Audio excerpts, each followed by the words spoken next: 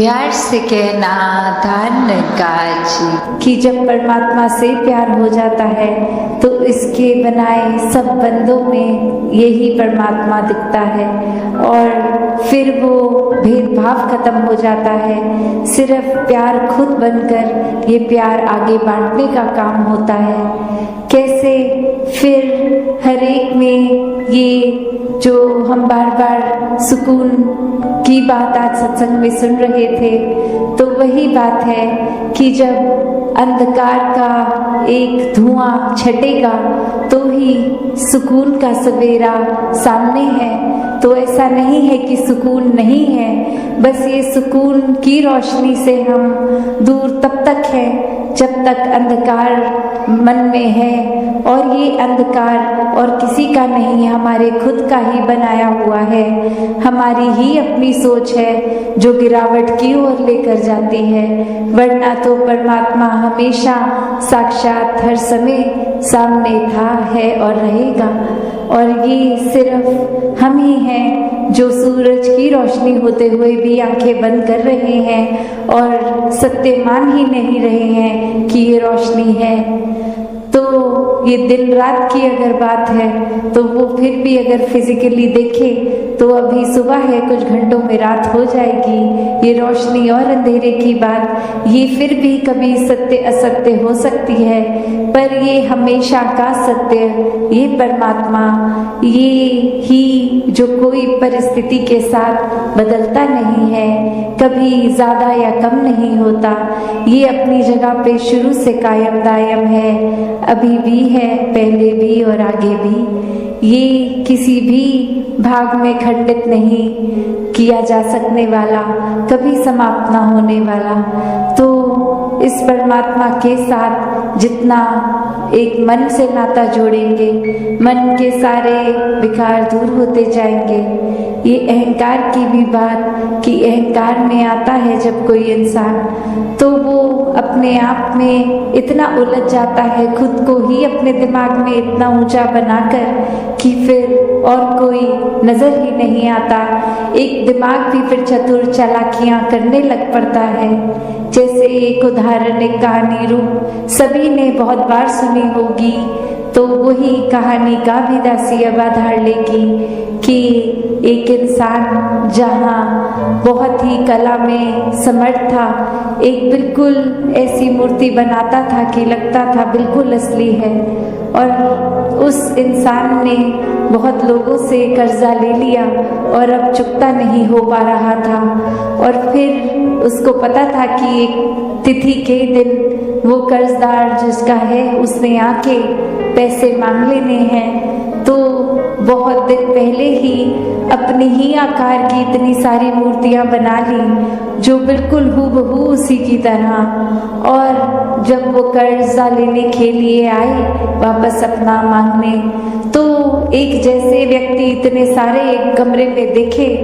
तो बात वही कि वो खुद भी मूर्ति की तरह एक स्थिर होके एक जगह खड़ा हो गया, एक पोज बना के,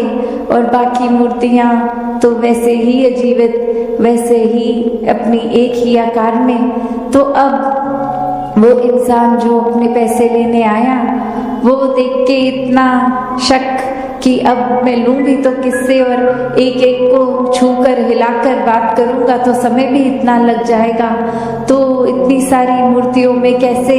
मैं असली को पहचानूं। और सब ही इतनी असली लग रही कि पता ही नहीं कि कौन असली है कौन नकली है। इतनी सही एक्यूरेट वो मूर्ति बन गई। और अब वो इंसान कुछ सोचता है कि आज तो पैसे लेने ही हैं, तो एक तरकीब निकाली जाए। तो वो सारी मूर्तियों की ओर देखकर कहता है कि बहुत ही सुंदर है, ये इतनी कला इतनी अच्छी, ये सब इतना अच्छा, पर बस एक कमी रह गई है जो हर मूर्ति और असली इंसान में फर्क दिख रहा है मुझे। मैंने एक ढूंढ लिया है इतनी मूर्तियों के बीच में वो सही इंसान, सिर्फ एक कमी की वजह से। और वहाँ वो मूर्तिकार उस समय सिर्फ इतना ही उसके अहंकार पर ठेस पहुंची कि ये कौन मेरी कमियां निकालने आ गया है। मैंने तो बहुत ही एक असल दिखने वाली मूर्ति बनाई है, कोई कमी नहीं है। और वो बीच में से बोल पड़ता है कि सब बिल्कुल ही असली लग रही हैं, कोई कमी नहीं है, तुम कौन होते हो कमी निकालने वाले। तो फिर वो इंसान कहता है कि आजा तुझे ही ढूंढ रहा था। तो कैसे ये भाव मन के कि ये बात इंसान जहाँ अपने आप को अहंकार के कारण इतना ऊंचा मान लेता है कि फिर एक अपने आप को इतना संपन्न मानते हुए दिमाग से कितनी चतुर चालाकियां भी कर लेता है, पर वही अहंकार है जो उसको डूबा ले जाता है, वो वही खत्म हो जाता है इंसान। तो कैसे जहाँ वही बात कि ये उदाहरण में तो चलो वो एक घटना की तरह, पर हम अपने जीवन में कितनी बार ऐसा कर लेते हैं, छोटी छोटी चीज़ें भी कि अगर घर में किसी दिन खाना बना लिया तो घर वालों को ही खिलाया और किसी ने छोटी छोटी कमी निकाल दी, नमक कम है या कुछ भी, तो कैसे वो मन पे ठेस पहुंच जाती है। कैसे वो एक बात आती है कि इतनी मेहनत करके इतना समय लगा के खाया और फिर मन में भाव वो जहाँ इतने प्यार से खाना बनाया वही एक मन हमारा ही खट्टा हो जाता है। या फिर कोई और उदाहरण कि किसी ने कोई चीज़ भी एक पॉइंट आउट कर दी कि ये हम में ठीक नहीं है, हमें एज अ पर्सन अपने किरदार में ये एक बदलाव लाना है। तो अक्सर इंसान अपने आप का सुधार तो क्या ही करेगा, उस इंसान से ही बातचीत बंद कर देता है कि इसने मेरी कमी बताई कैसे, मुझ में तो कोई कमी नहीं है। तो ऐसा ये जो हर दिन हम जीते हैं वो एक सिर्फ कोई एक घटना नहीं, ये सूक्ष्म अहंकार धीरे धीरे हमारे अंदर इस तरह आता है कि फिर वो इतना प्रबल रूप ले लेता है, हमें पता ही नहीं चलता। तो संतों ने हमेशा से चेतन किया है, ये चेतावनी दी है कि जीवन को मानवीय गुणों से जीना है, समर्पित भाव होके दिल में एक अहंकार का वास ना करते हुए प्यार को ही बस मन में बसा के जीना है। तो ऐसा ही भाव हर किसी का जहाँ बन सकता है और है भी, बस वो अपनी भक्ति हर किसी के हाथ में है कि हमें एक संतमति के अनुसार रहना है या मनमति करनी है।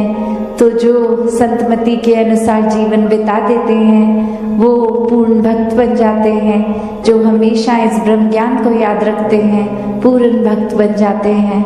तो हर कोई जहाँ निराकार को आधार बना के अपना जीवन चलाता रहे, वहीं हर एक ने प्रयास करना है कि अपने जीवन को फिर इस तरह संतों के अनुसार जिएं कि हर समय हमें जो भी मिले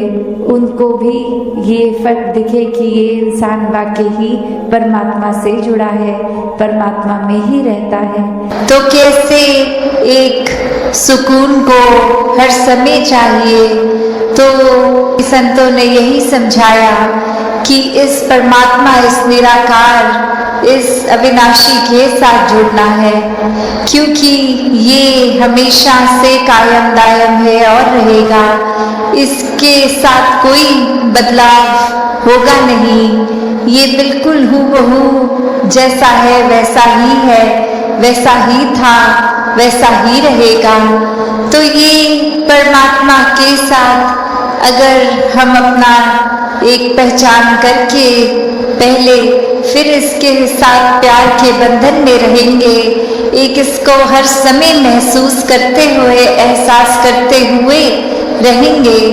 तो फिर ये जीवन वाकई ही कोई भी परिस्थिति का मोहताज नहीं है। फिर तो हर समय ये आनंद, ये सुकून ही जीवन में है, ये शांति, ये कामनेस, ये ब्लिस, हर समय एक यही एहसास, फिर चाहे तन स्वस्थ हो या अस्वस्थ, एक ये सुकून मन का वैसा ही कायम दायम रहेगा। तो ऐसा जीवन संतों ने समझाया है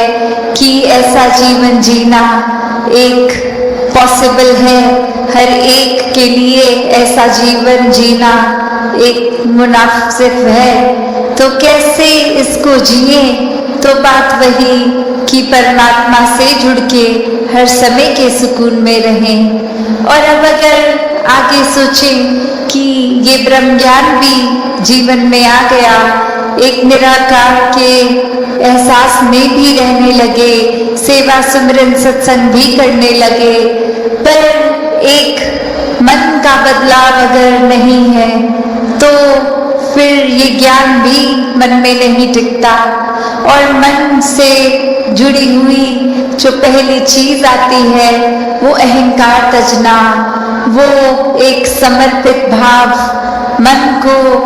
एक अपने होने के इस एहसास से हटना होगा और इस परमात्मा के लिए हर हमेशा अर्पित रहना है, एक सेवा में अर्पित रहना है। तो ये सुकून यहाँ समर्पित होने के बाद जो मिलता है, तो कैसे समर्पण के साथ सुकून? तो अपने जीवन में जहाँ हम समर्पण की बात करते हैं, तो ये समर्पण कैसा समर्पण है? एक समर्पण सिर्फ ये तो नहीं कि कभी अक्सर जीवन में हम देख लेते हैं, हम कह देते हैं कि हमसे कोई सीनियर है, वो कुछ ऑर्डर्स दे रहे हैं और हम करते चले जा रहे हैं। अक्सर किसी ना किसी प्रोफेशन में देखा है, ऑफिसेज में या किसी भी सर्विस में, तो एक सीनियर का ऑर्डर मान लेना या फिर कोई अथॉरिटेटिव पर्सन, कोई टीचर, कोई और इस तरह से जो हम पे कोई बात करते हैं और वो मान लेना, वो अक्सर ये रूप उसका समर्पण का नहीं बन पाता, क्योंकि ये रूप तो वो डर से है कि वो जो कह रहे हैं वो करना ही होगा, वरना नौकरी से निकाल दिए जाएंगे, वरना फिर कोई और इस बात की रेपरकशन हो सकती है। तो एक वो बात मानना वो हर प्रोफेशन में हो जाता है, पर मन वहाँ समर्पित नहीं होता, वो किसी भय के कारण या किसी और अन्य कारण से समर्पण होता है। तो यहाँ समर्पण होना मतलब एक दिल में प्रेम को रखते हुए प्रेम से समर्पित होना, ये प्यार से